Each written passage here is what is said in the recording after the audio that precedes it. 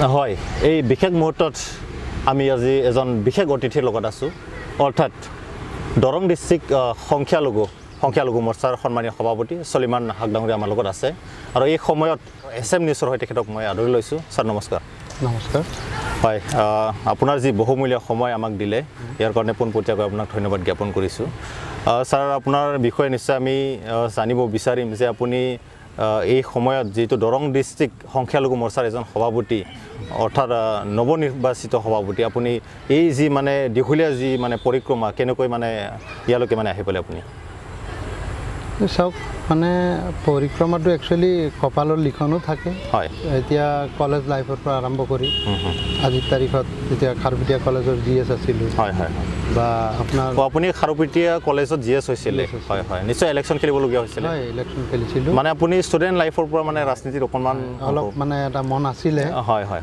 তাৰ লগতে আৰু আমাৰ এই সংখ্যালঘুৰ মানে যোনটো মাইনৰিটি মানে ষ্টুডেণ্ট ইউনিয়ন আমচু হয় হয় অল আছাম মাইনৰিটি ষ্টুডেণ্ট ইউনিয়নত নিশ্চয় মই জিলা সভাপতি ডিষ্ট্ৰিক্ট প্ৰেচিডেণ্টো আছিলোঁ হয় হয় তাৰ লগতে বিশেষ কালক্ৰমত আহি পেলাই মই ৰাজনীতিত ডাইৰেক্ট মানে ভৰি দিব লগা হ'ল হয় হয় মই জিলা পৰিষদ খেলিলোঁ বিজেপিৰ পৰা মই প্ৰায় 16,000 ভোট পালোঁ আমাৰ মাইনৰিটি মানে এৰিয়াত 16,000 ভোট পায়ো মই অলপ ভোটৰ কাৰণে হাৰিছোঁ যদিও দলে কিন্তু আজিৰ তাৰিখত মোক যি মোৰ যোনটো সন্মান ৰক্ষাৰ্থে আজি দলে চাই কৰ্মী হিচাপে উপযুক্ত হিচাপে ভাবি আজি ভাৰতীয় জনতা পাৰ্টিৰ সংখ্যালঘু মৰ্চাৰ দৰং জিলাৰ সভাপতিৰ নিচিনা এখন গধুৰ দায়িত্ব দিছে তো প্ৰথমতে মই মোৰ দলীয় ঊৰ্ধ্বতম কৰ্তৃপক্ষক মোৰ ফালৰ পৰা আন্তৰিক ধন্যবাদ জনাইছোঁ আৰু লগতে আপোনালোককো আজি লগ পাই মোৰ বিশেষ এই দিনত ভাল লাগিছে আজি হয়তো দুৰ্গা পূজাৰ মাজতে আপোনালোকৰ SM নিউজৰ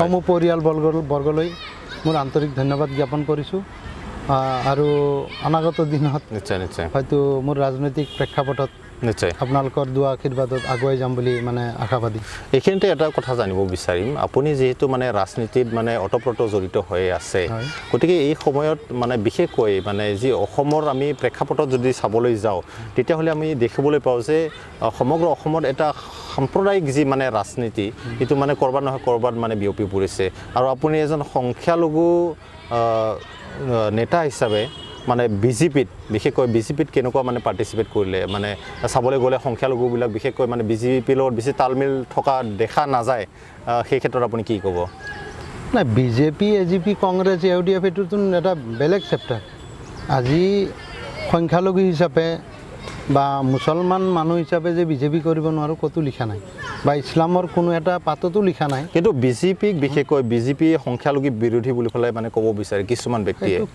ব্যক্তিয়ে ক'ব বিচাৰে তেওঁলোকে স্বাৰ্থৰ কাৰণে হয়তো ক'ব বিচাৰে আজি সংখ্যালঘু মানুহক কোনখন গভৰ্ণমেণ্টে তেওঁলোকৰ অধিকাৰখিনি মানে দিছে বা সাব্যস্ত কৰিব পাৰিছে সেই বস্তুটো চাব লাগে ধৰ্মটো মোৰ নিজৰ ব্যক্তিগত বস্তু মোৰ ধৰ্ম মই পালন কৰিব লাগিব আপোনাৰ ধৰ্ম আপুনি পালন কৰক তাতে কোনো বাধা নাই কিন্তু বিজেপি কৰিব নোৱাৰোঁ বুলি ক'তো লিখা নাই বিজেপি যিহেতু বৰ্তমান আমাৰ চেণ্ট্ৰেলত গভৰ্ণমেণ্ট আছে ষ্টেট গভৰ্ণমেণ্ট আছে আমাৰ যিখিনি আঁচনি মানে ৰূপায়ণ কৰিছে তেওঁলোকেতো কোনো এজন জাতি ধৰ্ম বৰ্ণ মানে ভাগ কৰি পেলাই আঁচনি দিয়া নাই আজি যিমান আঁচনি অৰুণোদয়ৰ পৰা আৰম্ভ কৰি যিমান আঁচনি আজি মানে কৃষকৰ আঁচনি সব আঁচনিতে তাতে যিমান যি ধৰ্মৰ মানুহে থাকক চবেই প্ৰায় সমান আমাৰ এটা শ্লোগান আছে ভাৰতীয় জনতা পাৰ্টিৰ যে সবকা সাথ সবকা বিশ্বাস আৰু সবকা বিকাশ হয় তো এই বস্তুটো ভাৰতীয় জনতা পাৰ্টিয়ে আজি ৰূপায়ণ কৰিবলৈ সক্ষম হৈছে এই শ্লোগানটো মতে কাম কৰি আছে আজি লকডাউনৰ সময়ত মানে যেতিয়া মহিলা মানুহৰ মানে একাউণ্টে পইচা সোমাইছিলে তেতিয়াতো কোনো জাতি ধৰ্ম হিচাপে বাছি পালে দিয়া নাই আজি গেছ ফ্ৰী কৰাইছে বিনামূলীয়া চাউল দিছে আজি দুখীয়া মানুহবিলাকৰ ঘৰত মানে খোৱা মানুহৰ অভাৱ হৈ গৈছে চাউল বস্তাই বস্তাই জমা হৈ আছে তো সেইটোত মানে মই এটা বস্তু মানে ক'ব বিচাৰিম আজি আপোনালোকৰ এই নিউজৰ জৰিয়তে যে আমাৰ মানুহবিলাকৰ এটা যি ভুল ধাৰণা আছে যে আমি সংখ্যালঘু মানুহ বা মুছলমান মানুহ বিজেপি কৰিব নালাগে অমুক কৰিব লাগে কিন্তু ধৰ্ম আৰু ৰাজনীতি একেলগ কৰিব দৰকাৰ নাই বা একেলগ কৰিব নালাগে ধৰ্মটো এটা বেলেগ পাৰ্ট পলিটিকেল আজি চাওক মই মুছলমান ঘৰত জন্মগ্ৰহণ কৰিছোঁ মই ইছলাম ধৰ্ম মানে মানিমে তাৰ উপৰিও যদি আজি মোৰ ৰাজনৈতিক অধিকাৰটো ভাৰতীয় সংবিধানে মোক দিছে, মই যিকোনো ভাষা, যিকোনো খাদ্য, যিকোনো কাপোৰ, যিকোনো ৰাজনৈতিক দল মোক কৰাৰ অধিকাৰ মোৰ আছে। সেই হিচাপে মই ভাবোঁ মানুহবিলাক পলিটিক্সটো ধৰ্মীয়কৰণ নকৰি মানে মানুহৰ অধিকাৰ ক'ত সাব্যস্ত কৰা যাব সেই চিন্তাটো কৰিব লাগে। এইখিনিতে এইটো মোৰ এটা কথা আহ্বান। নিশ্চয় এইখিনিতে এটা কথা আমি জানিব বিচাৰিম, কেতিয়াবা বিজেপিৰ বাখা নেতাবিলাক যেতিয়া সংখ্যালঘু বিৰোধী কথা কয় সেই সময়ত আপুনি এজন সংখ্যালঘু নেতা হিচাপে মনত কেনেকুৱা লাগে, মানে ফিলিংছ মানে কেনেকুৱা হয় সেই সময়ত? হয় নহয়, ইয়াৰ আগতেও চাওক, যদি ইতিহাস চায়, হয় আজি মানে 1947 ভাৰত স্বাধীন হৈছে। ভাৰত স্বাধীন হোৱাৰ পিছৰ পৰা 70-72 বছৰ কংগ্ৰেছৰ কাৰ্যকাল চলিছে। বিজেপি এইবাৰ অসমত প্ৰথমে চৰকাৰ গঠন কৰিছে, ইয়াৰ আগত কিন্তু বিজেপি নাছিলে। আমাৰ মানুহখিনিক কোনো এটা ৰাজনৈতিক দলে ঠগিবলৈ বাকী নাই। আজি কংগ্ৰেছে 70 বছৰ কাৰ্যকালত কি কৰা নাই?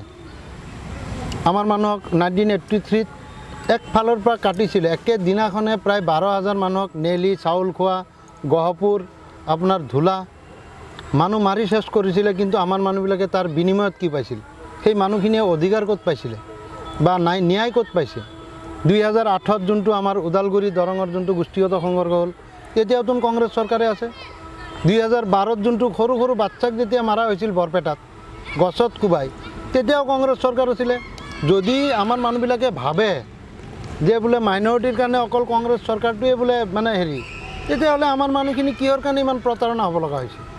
তেওঁলোকেতো নিশ্চয় এগেইনষ্টত ফাইট দিলে হয়, আমাৰ কমিউনিটিটোক বচাবৰ কাৰণে হেৰি কৰিলে হয়, মানে এগেইনষ্টত মাত মাতিলে হয়।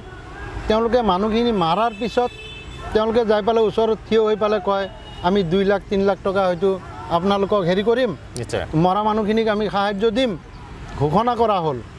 এই ঘোষণালৈকে থাকে, কিন্তু তাৰ মানে আগত যে কিবা পাবনে নাই সেইটোও কিন্তু নাই।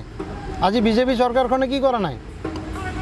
প্ৰত্যেকটো মুহূৰ্তত কাৰোবাৰ যদি কোনোবা এজন মানুহৰ কিবা এক্সিডেণ্ট হৈ ঢুকাইছে, গৈ পেলাই দিছে। আমাৰ এই বান্দিয়া নিচিনা জেগাত ল'ৰা এজন পানীত পৰি ঢুকোৱাৰ পিছতো আমাৰ সন্মানীয় বিধায়ক গুৰুজ্যোতি দাসদেৱে তেওঁৰ ঘৰত গৈ 4 লাখ টকাৰ চেক দি থৈ আহিছে। তো আজি আমি উন্নয়নে চাব লাগে। এই ক্ষেত্ৰত মোৰ এটাই কথা যে আমি ধৰ্মভিত্তিক ৰাজনীতি কৰি লাভ নাই। কোনে কি কৈ আছে কওক। আজি হয়তো বিজেপি চৰকাৰ দিনত কোনোবা কৈ আছে, সেই মানুহজন কোন? আজি সত্যৰঞ্জন বৰা কোন? তেওঁ CM নে PM নে কোনোবা বেলেগ? তেওঁতো কোনো নহয় বিজেপিৰ। আজি এইটো মই এটা বস্তু ক'ব বিচাৰিম, হয়তো সেইটো কংগ্ৰেছৰে এটা টেকনিক হ'ব পাৰে। ইলেকশ্যনৰ আগমুহূৰ্তত মানুহখিনি মটিভেট কৰাৰ কাৰণে তেওঁলোকে হয়তো পঠাব পাৰে সেই মানুহটোক। তো মই সেই বস্তুটোৱে কওঁ যে ইয়াতে কোনে কি কৈছে কোৱাটো ডাঙৰ বস্তু নহয়। কিবা ইমপ্লিমেণ্ট হৈছে নেকি? কিবা আইন হৈছে নেকি যে আমাৰ এই জনগোষ্ঠীটোৰ বা আমাৰ জাতিটোৰ বিৰুদ্ধে এই চৰকাৰখনে অসমত বোলে এইটো আইন পাছ কৰিছে? আজি শ্বাৰমান আলী কোন? কংগ্ৰেছৰ বিধায়ক। আমাৰ মিয়া কলা সংস্কৃতিয়ে নাই, আমি অসমীয়া। তেওঁ আকৌ কি যুক্তিত আজি ক'ব ওলাইছে যে আমাৰ মিউজিয়ামত মিয়া হেৰি লাগে বুলি, সংগ্ৰহালয় লাগে? তাতে কি সংগ্ৰহ কৰিব? লুঙিটোতো চব জাতিৰ মানুহে পিন্ধে। আজি বেংগলী মানুহে পিন্ধি আছে, বিহাৰী মানুহে পিন্ধি আছে, মুছলমান মিয়া মানুহে পিন্ধি আছে। সেইটো মানে এইটো ৰাজনৈতিক কৰাৰ কাৰণে তেওঁ এটা ইছ্যু ওলাইছে। তেওঁ ভাবিছে এই কথাটো কোৱাৰ লগে লগে তেওঁ ব্যক্তিগত লাভৱান হ'ব পাৰে, ৰাজহুৱা লাভৱান কেতিয়াও নহয়। কিন্তু এইখিনিতে এটা কথা জানিব লাগিব আমি নিশ্চয়কৈ, আপোনালোকৰ মানে বিজেপি গভৰ্ণমেণ্ট এতিয়া চলি আছে, কিন্তু বিজেপি গভৰ্ণমেণ্ট থকাৰ পিছতো মানে যিটো নিবনুৱাৰ সমস্যা এই দিনক দিনে মানে বৃদ্ধি পাই গৈ আছে, এইটো ক্ষেত্ৰত আপুনি কি ক'ব বিচাৰিব? আজি নিবনুৱা সমস্যা এইটো অকল অসমতে নহয়, গোটেই ভাৰতবৰ্ষ, গোটেই পৃথিৱীখনতে আছে। আজি আগতে মানুহৰ শিক্ষা দীক্ষা কম আছিলে, হয়তো স্কুলীয়া পঢ়া শুনা কৰা ল'ৰা ছোৱালী কম আছিলে। এতিয়া শিক্ষিতৰ হাৰ বাঢ়ি আছে। নিবনুৱা সমস্যাও বহু গুণে আজি সমাধান কৰাৰ মানে যত্ন কৰি আছে আমাৰ চৰকাৰখনে। আজি মঙলদৈত স্কিল ডেভেলপমেণ্ট যোনটো মানে ইউনিভাৰ্চিটি হ'ব, এনেকুৱাকৈ যি প্ৰজেক্ট লৈ আছে গভৰ্ণমেণ্টটোৱে, তো মই ভাবিম অনাগত দিনত বা নেক্সট আমাৰ চৰকাৰখন আহি পালে, এইটো চৰকাৰখন অহাটোতো 100% এটা হেৰি হৈ আছে। অসমত আকৌ বিজেপি চৰকাৰ অহাটো 100% নিশ্চিত। কিন্তু আহি পালে যিহেতু তেওঁলোকে সময় পোৱা নাই, নতুনকৈ চৰকাৰ আহি পালে আমাৰ যোনখিনি এতিয়া চাওক যি চৰ চাপৰি এৰিয়াত কোনটো জেগাত হয়তো লাইন নাই, লাইন দিছে। আজি ৰাস্তা ঘাটৰ ব্যৱস্থা নাছিল, কৰিছে। কোনোবা চৰত যদি আপোনাৰ বাঁহৰ খাকো দিব নোৱাৰি, তাতে পকা ব্ৰিজ কৰিছে আমাৰ গুৰুজ্যোতি দাস ডাঙৰীয়াৰ নেতৃত্বত। ইমানখিনি কাম হৈছে। আপুনি এইটো ক'ব বিচাৰিছে নেকি যে বিজেপি গভৰ্ণমেণ্ট চলি থকা সময়ত সংখ্যালঘু তেখেতসকলক কোনো মানে ভয় কৰিবলগীয়া বা শংকা কৰিবলগীয়া নাই, এইটো আপুনি ক'ব বিচাৰে? যিহেতু মই মাইনৰিটি ল'ৰা হৈ যদি মোৰ যদি মই যেনেকুৱাকৈ সন্মান পাইছোঁ বা মানুহৰ মাজত আগুৱাই যায়, আমাৰ মানুহখিনিয়ে অধিকাৰ পাই আছে, ইয়াতে ভয় কৰিবলগীয়া বা শংকা কৰিবলগীয়া একো নাই। আপুনি ভাবেনে যে আপুনি বিজেপিত থাকি এজন সংখ্যালঘু সম্প্ৰদায়ৰ ব্যক্তি হয় যে আপোনালোকৰ জাতিটোৰ প্ৰতি আপুনি মানে নিষ্ঠাবান হ'ব পাৰিব বিজেপি মানে চৰকাৰৰ লগত থাকি বা বিজেপি পাৰ্টিত থাকি? নিশ্চয় আমাৰ মানুহক এটাই আহ্বান জনাম, আমাৰ মানুহখিনিয়ে সকলোতে সহযোগ কৰিব লাগে। আজি বিজেপিয়ে আমাৰ প্ৰতি হয়তো মানে কিহৰ কাৰণে নাৰাজ হৈছে, আমি তেওঁলোকক ভোট দিয়া নাই, ভোট দিয়া নাছিলোঁ। আমি এতিয়া দলে বলে ওলাই আহি আমি ধৰ্মভিত্তিক ৰাজনীতি নকৰি উন্নয়নমুখী ৰাজনীতি যদি কৰিব যাওঁ, আমি বিজেপি চৰকাৰক যদি আমি চবেই মিলি যদি আগুৱাই লৈ যাওঁ, আমাৰ মানুহে যদি সমানে ভোট দিওঁ, তো নিশ্চয় আমাৰ কমিউনিটিকো চাব বা চাই আছে। ভোট নিদিয়াৰ টাইমত যদি আজি প্ৰত্যেকটো জেগাত যদি ডেভেলপমেণ্টৰ মুখ দেখা পাইছোঁ আমি, যোনটো বস্তু 70 বছৰত কংগ্ৰেছ গভৰ্ণমেণ্টে একো কৰিব পৰা নাই। আজি চাওক, অপ্ৰিয় হ'লেও সত্য কথা এটা ক'ম, আমাৰ মানুহ ভাৰত স্বাধীন হোৱাৰ পিছত এইখন দেশত জন্মগ্ৰহণ কৰা মানুহখিনি আজি NRCৰ নিচিনা এটা প্ৰব্লেম যি হৈ আছিল, আজি বিজেপি চৰকাৰখনে আহি পেলাই আমাক নিশ্চয় NRCৰ এটা ব্যৱস্থা কৰিছে। কিছু মানুহ বাকী আছে যদিও 4% বা 5% মানুহ এটা বাকী আছে, বাকী 95% মানুহৰ NRC হৈ গৈছে। সেই বস্তুটোতো আমাৰ ওপৰত ৰাজনীতিয়ে কৰি আছিল কংগ্ৰেছে। NRC দিম বুলি কৈ পাইলট প্ৰজেক্ট 2010 চনত পাইলট প্ৰজেক্ট কৰি সেই পাইলট প্ৰজেক্টত আমাৰ 4জন মানুহক গুলিয়াই মাৰিছিলে তৰুণ গগৈ চৰকাৰে, বৰপেটাত আৰু 6 গাঁৱত। আজি 2010 চনৰ 21 জুলাইত এই গভৰ্ণমেণ্ট এখনে যদি পাইলট প্ৰজেক্ট এখন কৰিব সাহস পোৱা নাছিল, বিজেপি চৰকাৰ আহি পালে পাইলট প্ৰজেক্ট নহয়, ডাইৰেক্ট NRCৰে ব্যৱস্থা। আপোনাক এটা কথাই কওঁ, পলিটিক্স চৰকাৰখন কেতিয়াও নিজৰ দায়িত্বত থকাৰ পিছত কাৰোবাক ক্ষতি কৰিব নিবিচাৰে। এইটো অপজিশ্যনৰ এটা মানে ব্লেম লগোৱাৰ কাৰণে এইটো কৰিছিলে। আপুনি আজি ইমান ধুনীয়াকৈ চলি আছে, আপুনি কাৰোবাক বেয়া কৰিব নেকি? দৰকাৰ নাই, চৰকাৰ আছেই। চৰকাৰৰ কি মানে হেৰি হ'ল যে জোৰ জবস্তি মানুহ এজনক গাহৰি মাংস খুৱাব? চৰকাৰৰ এইটো যিহেতু আমাৰ এটাই কথা, এতিয়া আমাৰ সাংসদ দিলীপ শইকীয়া মহোদয়েও কৈছে যে আমি এনেকুৱা হিন্দু বিশ্বাস কৰোঁ বা কৰিব লাগে সৰ্বধৰ্ম সমভাৱ। যি হিন্দুৱে মানে প্ৰত্যেকটো জাতি ধৰ্ম বৰ্ণ লৈ একত্ৰিতভাৱে এই হিন্দুস্থানত বসবাস কৰে, সেই ধৰ্মক বিশ্বাস কৰে। কোনোবাই যদি আজি উগ্ৰ হিন্দুত্ববাদী দেখাইছে, সেইটো ধৰ্ম সেইটো হিন্দুক তেওঁলোকে বিশ্বাস নকৰে বুলি স্পষ্ট কৈছে। আৰু ময়ো মানো যে সেইটো একচুৱেলি তেনেকুৱা হেৰি নহয়। আজি ইলেকশ্যন আহি আছে, বিভিন্ন দল সংগঠনে বিভিন্ন ইছ্যু ওলাবলৈ মানে চেষ্টা কৰিব। বিজেপিৰ মানে 100টাতকৈ অধিক মানে চিট অনাৰ মানে টাৰ্গেট 2021ত 100+ প্ৰিপেয়াৰেশ্যন কেনেকুৱা চলি আছে? নিশ্চয় হ'ব। হয়, আজি দৰঙৰ কথাই কওঁ। হয়, দৰঙত যিহেতু 2টা চিট আমাৰ একচুৱেলি মানে এতিয়ালৈ আছে আৰু থাকিব, এইকেইটা পাৰ্মানেণ্ট হৈ গ'ল। এতিয়া আপোনাৰ দলগাঁও সমষ্টিটো এইবাৰ আহিব নিশ্চিতভাৱে। মানুহখিনিয়ে যি সঁহাৰি জনাইছে, মানুহ ৰাতি মানে এতিয়া মানুহ বিজেপি কৰাৰ কাৰণে হাজাৰ হাজাৰ মানুহ মাইনৰিটি মানুহ ওলাই আহিছে। তেওঁলোকে দেখা পাইছে যে আমি যদি উন্নয়নৰ মুখ চাব বিচাৰোঁ, তেতিয়াহ'লে আমি বিজেপি কৰিব লাগিব। আগৰ এতিয়া দলগাঁৱত কংগ্ৰেছৰ বিধায়ক আছে, এই 15টা বছৰত যদি আপুনি মঙলদৈ সমষ্টি আৰু দলগাঁও সমষ্টি যদি আপুনি কম্পেয়াৰ কৰে, ৰাতি দিন ডিফাৰেঞ্চ হৈ যায়। ডেভেলপমেণ্ট তাতে জিৰ'। কোনো এজন নিবনুৱা চাকৰি পোৱা নাই, কোনো এটা ৰাস্তা ঘাট মানে ভাল। এফালে আপোনালোকৰ চৰকাৰ আছে বিজেপি। চৰকাৰ বুলি নহয়, আজি চাওক তেওঁ মনোবৃত্তি। আজি বিধানসভাৰ মজিয়াত তেওঁ যদিও কংগ্ৰেছৰ, তেওঁতো কথা কোৱাৰ অধিকাৰ থাকে। তেওঁ আজি সেই সমষ্টিটোৰ বিষয়ে এটা কথাও কোনোদিনা কোনো এজন মানুহে কোৱা শুনা নাপালে। তো হয়তো তেওঁ ভবামতে কি জানো সেই সমষ্টিত সমস্যাই নাই নেকি? কিন্তু আমি দেখা পাইছোঁ বা ৰাইজে দেখা পাইছে যে তাতে যি সমস্যাই দেখা দিছে, ৰাইজৰ কোনো ধৰণৰ উন্নতি হোৱা নাই।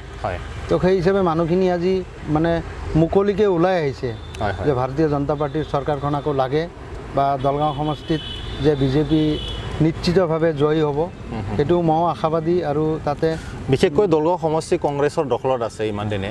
আপুনি উদ্ধাৰ কৰাৰ কাৰণে নিশ্চয় মানে বা বিজেপি মানে পাৰ্টীয়ে মানে ট্ৰাই কৰি আছে। বিশেষকৈ বিজেপি দলক সংখ্যালঘু মানুহে কিয় ভোট দিব?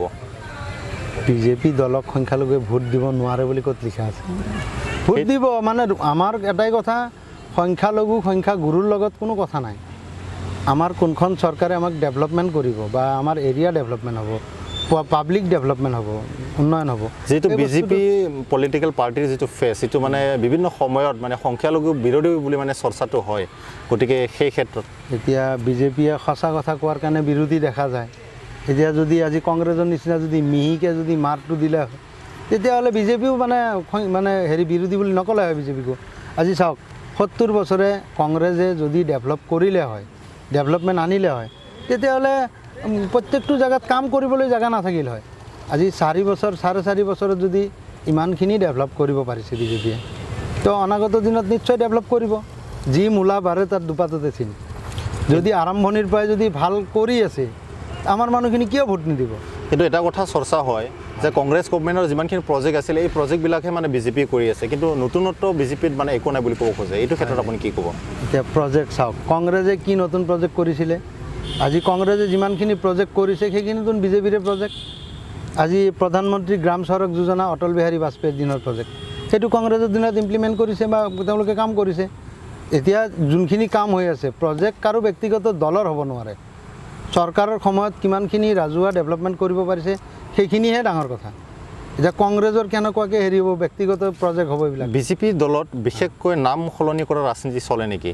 নাই নাই, সেনেকুৱা বিভিন্ন ঠাইৰ নাম, বিভিন্ন আঁচনিৰ নাম, যিটো আঁচনি আগতে আছিলে কংগ্ৰেছ মানে গভৰ্ণমেণ্টৰ সময়ত, এইটো আকৌবাৰ মানে বিজেপি গভৰ্ণমেণ্টৰ সময়ত মানে সলনি কৰা যায়। ৰাস্তাটো তেওঁলোকে দেখাই থৈ গৈছে। আজি ৰেচন কাৰ্ডত তৰুণ গগৈৰ ফটো লগাই থৈ গৈছে। কিহৰ কাৰণে? তেওঁলোকৰ নিজৰ হেৰিৰ কাৰণে। এতিয়া বিজেপি চৰকাৰ হৈছে, ইয়াতে সৰ্বানন্দ সোণোৱালৰ ফটো লগোৱাটো কি ডাঙৰ কথা হ'ল? সেইটো ৰাস্তাটো কংগ্ৰেছে দেখাই থৈ গৈছে আমাৰ। যিটো বিজেপিয়ে সদায় ক'ব বিচাৰিছে মানে কংগ্ৰেছে ভালদৰে শাসন কৰা নাছিলে, কিন্তু আপোনালোকে যদি তেওঁলোকে যিটো কাম কৰে সেইটো অনুসৰণ কৰিলে মানে ৰাইজৰ কাৰণে কিমানখিনি লাভান্বিত হ'ব বুলি আপুনি ভাবে? অনুসৰণ কৰিলে যদি লাভ হয়, অনুসৰণ কৰাটো একো ডাঙৰ কথা নহয়। আমাক লাভ লাগে, কিন্তু আপোনালোকে এফালে সমালোচনা কৰি থাকে মানে কংগ্ৰেছে এইটো কৰা নাই, সেইটো কৰা নাই। কংগ্ৰেছে একো কৰা নাই আকৌ, সেইকাৰণে সমালোচনাৰ পাত্ৰ হয়। নহ'লে আজি যোনখিনি কাম আমাৰ ভাৰতীয় জনতা পাৰ্টীৰ চৰকাৰে কৰিছে বা কৰি আছে, সেইখিনি কামত লাভান্বিত হৈছে কাৰণে কৰিছে। আজি মঙলদৈ টাউনৰ নিচিনা এখন বা এই মঙলদৈ সমষ্টিখনত নিশ্চয় আজি গুৰুজ্যোতি দাস ডাঙৰীয়াৰ নেতৃত্বত কিমান ডেভেলপ হৈছে আপুনি ৰাতি দিন। আজি এই আমাৰ যোনবিলাক মানে টাউন ৱাৰ্ড এৰিয়াবিলাকত নিশ্চয় আজি কাম কৰিবলৈ জেগা নাই। প্ৰত্যেকটো ৰাস্তা পকা হৈছে। আজি ষ্টেডিয়াম এখন আছিল আৰু ষ্টেডিয়াম এখন বনাই আছে। কোটি টকীয়া বাজেটেদি আজি মানে কেঞ্চাৰ হস্পিটেল বনালে, ICUৰ ব্যৱস্থা কৰিলে। 155টাৰ ওপৰত আপোনাৰ যোনখিনি বেমাৰীৰ হেৰি কৰা হয়, আপোনাৰ ব্লাড টেষ্টৰ পৰা আৰম্ভ কৰি টেষ্টবিলাক ফ্ৰী কৰাই দিয়া হৈছে। আজি মঙলদৈত গাৰ্লছ কলেজৰ ব্যৱস্থা কৰিলে। আজি আপোনাৰ বাইপাছ ৰাস্তা ইলেকশ্যনৰ আগতে আৰম্ভ হ'ব। হয়, আজি ৰেল লাইনৰ ব্যৱস্থা হ'ব। এইবিলাক ইলেকশ্যনৰ টোপ কি জানি? নহয়, এইটো ডেভেলপমেণ্টৰ হেৰি। আজি খালি ইলেকশ্যন বুলি নহয়, এই মঙলদৈ সমষ্টিত আজি যি স্কিল ইউনিভাৰ্চিটি হৈ আছে, এইবিলাক বস্তুটো আগতেও 70 বছৰত কৰিব পাৰিলে হয়, কিয় কৰা নাছিল? তেওঁলোকৰ ইচ্ছাই নাই বা মানুহখিনি। আজি চাওক, এটা বস্তুৱে মই ক'ম, কংগ্ৰেছ চৰকাৰৰ দিনত আমাৰ বিশেষকৈ আমাৰ এই কমিউনিটিটোক কেনেকৈ ক্ষতি কৰিছিলে। আজি মঙলদৈ টাউনৰ পৰা আৰম্ভ কৰি আপ টু আপোনাৰ মৰিগাঁও ডিষ্ট্ৰিক্টলৈ এই যি চৰ চাপৰি এৰিয়া আছে, এই চৰ চাপৰি এৰিয়াখিনিত মানুহখিনিয়ে ইয়াৰে জন্ম লোৱা, ইয়াৰে স্থায়ী থলুৱা মানুহ, এই মানুহখিনিক না NRC দিছিলে, না মাটিৰ ম্যাদী পাট্টা দিছিলে, না এটা উচ্চ শিক্ষানুষ্ঠান আছিলে। আজি এই 40 কিলোমিটাৰ এৰিয়াত আপুনি এখন ME স্কুল, হাই স্কুল এখনো নাপাব। তো এই চৰ চাপৰি মানুহৰ মানে তেওঁলোকৰ এটাই ধাৰণা আছিল, এই মানুহখিনিক মানে কেনেকৈ শিক্ষাৰ পৰা বঞ্চিত কৰি ৰাখি পৰিয়াল বৃদ্ধি কৰোৱা যায়, বা মানুহখিনি শিক্ষা দীক্ষা নকৰিলে দেৱানী প্ৰথা চলিব, বিয়া 4-5টাই কৰিব, পৰিয়ালটোত 20জন 30জন হয়তো পৰিয়াল ফেমিলি মেম্বাৰ হ'ব, তেওঁলোকৰ ভোটৰ পেটাৰ্ণটো বাঢ়িব। আৰু প্ৰত্যেক সময়ে সময়ে ভয় দেখুৱায় যে এইবাৰ যদি বিজেপি আহে আমাক বাংলাদেশ খেদিব, মাৰিব, কাটিব। এইবিলাক কোনে কৈছে? আজি কংগ্ৰেছ চৰকাৰখনে এইকাৰণে ভয় দেখাইছে, বিজেপি চৰকাৰখনে মাৰক কাটক সেইটো শিকাই দি আছে। তাৰমানে আজি 4 বছৰ পাৰ হ'ল, এজন মানুহ দেখুৱাই দিয়ক যে ইয়াতে বোলে বাংলাদেশী এজন মানুহ আছে বা এই মানুহজনক বাংলাদেশ খেদিছে।